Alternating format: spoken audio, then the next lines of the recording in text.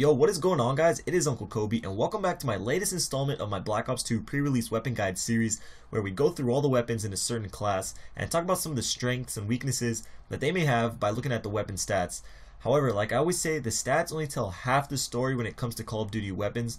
But first off, I just want to apologize for not making this video yesterday. I'm just crazy busy with school midterms right now. I've been pretty good at managing my school, my jobs, and my YouTube, but this week has just been crazy, and procrastination actually has a lot to do with that. But yeah, I most likely will not be able to upload a video till Friday. As much as I hate it, school does come first, and I'm sure you guys can understand that, but whatever, it is what it is. In this video, we're going to be taking a look at the snipers, and overall, they look much better in Black Ops 2. In Black Ops 1, the snipers just didn't look that cool. From strictly aesthetic standpoint, they just were not doing it for me, and I know that look of them has nothing to do with how they perform, but to me it matters. If a gun really looks ugly and sounds terrible, I won't use it. Now that's just how it is with the Type 95 and MW3. Personally, I just hate how it looks and it just sounds so annoying. That's just my opinion, but that's why I never use it, even though it is a really good gun. But so far, I don't see any problems with the snipers in Black Ops 2. They actually all look pretty badass. So starting off with the Ballista, this is obviously going to be a very popular sniper rifle due to the ability to be equipped without a scope. Here's a clip of Nadeshot doing absolute work with it, and I'm pretty sure all the optic and phase guys out there are going to do some pretty insane stuff with this weapon.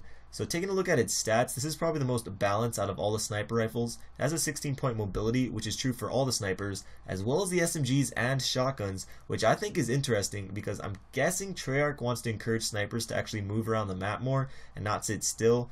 But I could see that being nerfed in the future. But anyways, it has a 15-point damage in range and a 16-point accuracy. But what I think are the biggest giveaways for all the snipers is actually in the descriptions. This one reads bolt action sniper rifle, deadly from the chest up. So obviously this means from about halfway up the torso and higher, it will be a one-shot kill. For those of you thinking that the chest and higher is a little too difficult for you to get one-shot kills with, the Ballista does have the best accuracy, and you saw that in Nadeshot's clip.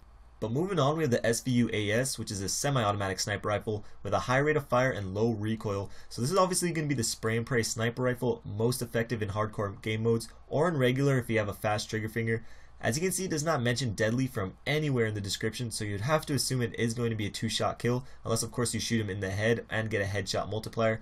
Personally, I've never been a fan of semi-auto snipers, but I do hope this is better than the Dragunov and MW3 because that gun just stunk. From the sound to the look to the damage, it all just sucked. But as far as I can tell, if you're going to be using a semi-automatic sniper, this is the one to use. It has a 14-point damage in range and a 15-point accuracy, which is not bad at all. But like I said before, it will most likely be used more often in hardcore.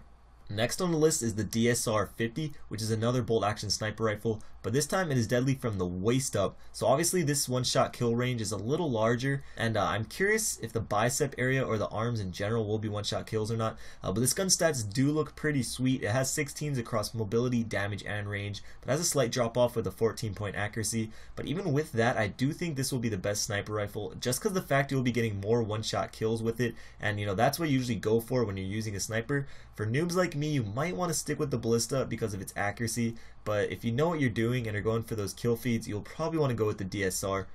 So last up is the XPR-50.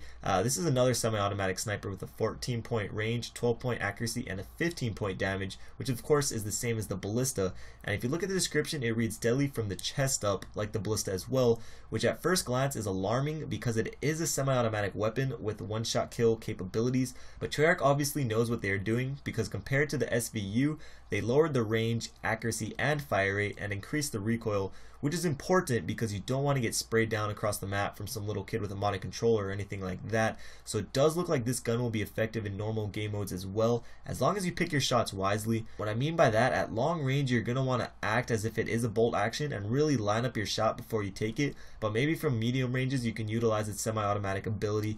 However, I do hope the hipfire spread is pretty big and unpredictable, and that goes with all the sniper rifles, so when you do get those sick no-scope clips, they are even more amazing.